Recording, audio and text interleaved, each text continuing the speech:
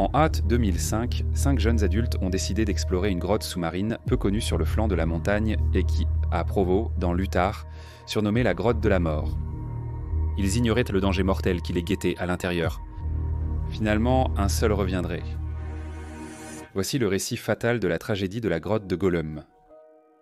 Le mercredi 17 août, un groupe de 5 amis est sorti dîner et ils ont fini par discuter d'une grotte secrète sur le flanc de la montagne Igea. La montagne est près de l'université Brigham Young University, donc de nombreux étudiants connaissaient l'existence de la grotte. Un an plus tôt, 2 jeunes spéléologues avaient entièrement cartographié la grotte de Gollum. Elle ne semble pas très accueillante à première vue, puisqu'elle est recouverte d'un pied d'eau et ne fait qu'environ 1,20 m de haut. Elle contraint les visiteurs à se courber pour parcourir les 30 mètres du tunnel d'entrée dans un ruisseau peu profond. Pour beaucoup de randonneurs, ce ne serait pas amusant, mais pour ceux qui connaissent la grotte secrète à l'intérieur, le défi peut être attirant. La partie secrète de cette caverne exige que vous vous glissiez dans un trou rempli d'eau de 45 sur 60 cm dans le sol. Même pour ceux qui connaissent l'autre côté, cet instant intimidant peut stopper les explorateurs les plus audacieux. Ce soir-là, le groupe a choisi de se tester dans cette grotte obscure et inhospitalière. Ils sont arrivés dans la zone de la grotte à 2 h du matin. Ils se sont assis à l'extérieur puis ont exploré la grotte peu profonde. Jennifer Gilbreth était déjà passée par le tunnel inondé, alors elle avait rassuré les autres en leur disant qu'ils pourraient retenir leur souffle et nager les 15 pieds jusqu'à l'autre grotte à l'intérieur.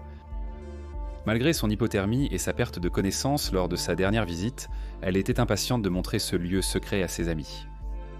Blake Donner, Scott McDonald et Ariel Singer ont accepté de tenter l'expérience. Un 5e ami, Joseph Ferguson, a choisi d'attendre hors de la grotte principale leur retour.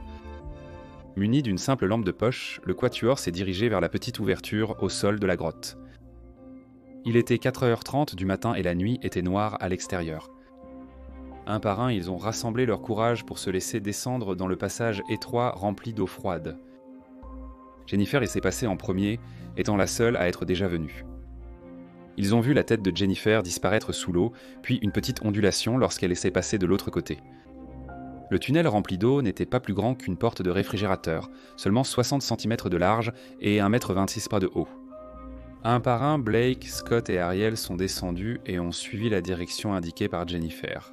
Il y avait une corde attachée à un rocher dans la grotte principale. Elle traversait le tunnel sous-marin et était liée à un bout de bois dans la grotte.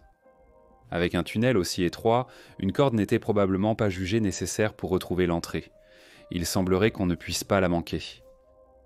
Malheureusement, ce n'est pas le cas. Brian Lamprey, un spéléologue, a déclaré qu'à son retour, il a dépassé la sortie et s'est retrouvé dans une impasse à environ 1,20 m au-delà du trou. Dans un moment de panique, il s'est rendu compte qu'un mur de roche l'entourait.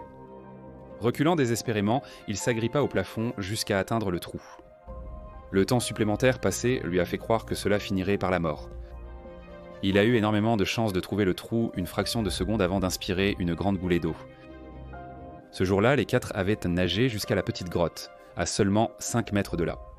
Il y avait assez de place pour qu'ils puissent se tenir debout et bouger un peu.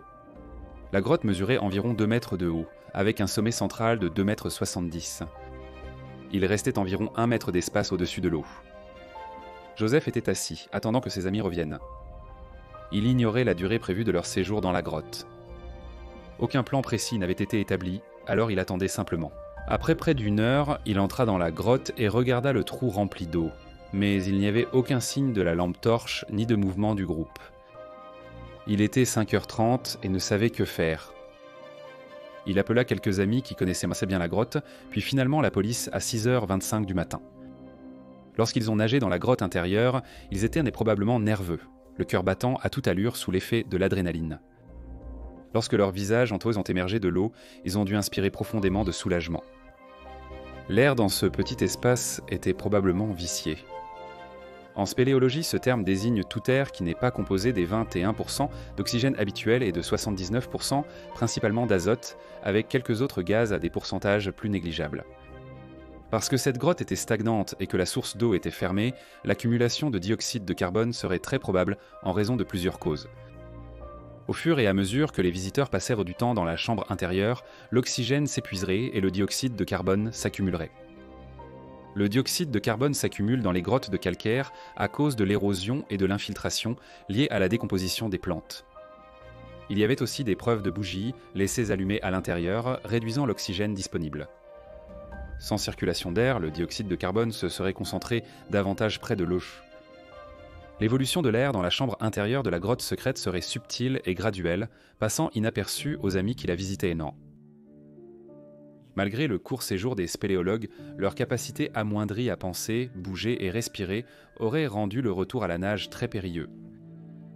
Une fois dans cette grotte, ils ont peut-être rapidement compris qu'ils ne pouvaient pas bien respirer et qu'ils devaient qu'en repartir immédiatement. Comme l'entrée était si étroite, une seule personne à la fois pouvait traverser le tunnel exigu et se hisser par le trou de sortie. Jennifer est sortie en premier, mais a manqué d'air avant de trouver la sortie. Elle avait sans doute du mal à retenir son souffle et à réfléchir de façon critique. Si le niveau d'oxygène était proche de 10 à 12% dans la grotte, elle n'aurait eu que 60 secondes d'apnée avant de perdre connaissance. Sans la corde dans sa main, trouver l'ouverture aurait été une recherche frénétique à tâtons le long du plafond du tunnel. Dans la grotte, les trois autres n'auraient cinq pas su que Jennifer luttait pour sa vie. Ils restaient dans l'air sombre et suffocant de la grotte. Après avoir compté pendant 1 minute maximum, Ariel aurait été le prochain à sortir de la grotte secrète. Avec un taux de dioxyde de carbone, 2 seulement, 2 ou 3%, son rythme respiratoire aurait doublé. Elle aurait tenté de prendre de profondes inspirations avant de plonger la tête sous l'eau. Nageant rapidement en avant avec sa dernière poussée d'énergie, elle a tendu la main pour trouver l'ouverture. Ça aurait été complètement irréel de sentir le corps de ton ami dans ce tunnel étroit et sombre. C'était censé être un passage dégagé, car il n'y avait pas assez d'espace pour que 2 personnes passent la tête par cette ouverture étroite lors d'un moment de panique. Ariel, désespérée de trouver de l'air, n'aurait peut-être pas réalisé que son amie était inconsciente et proche de la mort. Blake et Scott auraient respiré le mauvais air pendant plusieurs minutes dans le noir, ressentant les effets d'un taux d'oxygène bas, d'un taux de dioxyde de carbone élevé et la panique associée. Après un court instant, l'ami suivant est entré dans le tunnel étroit rempli d'eau. Blake, déjà affaibli, aurait hâte de traverser cette nage au plus vite. Il aurait été profondément choqué de voir les 2 filles flottant encore dans l'eau devant lui. L'alarme soudaine vous laisserait confus quant à la direction à prendre. Le trou devrait être juste devant la personne face à vous. Il a peut-être compris qu'Ariel ne bougeait pas, et qu'il devait la pousser vers le trou pour la sauver. Dans un tunnel qui ne faisait que 60 cm de large et 1,20 m de profondeur, passer devant quelqu'un ou le pousser en avant serait presque impossible. Le dernier spéléologue, attendant seul dans les ténèbres de la grotte, aurait souffert le plus longtemps. Il était sûrement impatient de quitter cet endroit pour toujours. Son parcours dans le tunnel s'interromprait à la rencontre de ses amis. Dans un état aussi déficient, il aurait pu perdre connaissance très rapidement. Une fois les autorités sur place, secourir les amis potentiellement coincés dans la grotte intérieure s'est avéré difficile. Ils ont immédiatement pompé de l'air dans la grotte pour tenter de rétablir les niveaux d'oxygène bas. En même temps, ils ont pompé une partie de l'eau pour créer un espace d'air dans le tunnel de connexion afin que les sauveteurs puissent entrer. Dès que le niveau de l'eau a un peu baissé, ils ont découvert le corps de Jennifer Galbraith flottant juste à l'entrée du tunnel.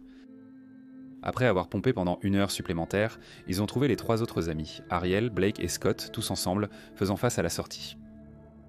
Les preuves sur les lieux, les informations de Joseph Ferguson, les autopsies confirmant la noyade et les témoignages d'autres explorateurs en difficulté dans le tunnel permettent de déterminer ce qui s'est probablement passé.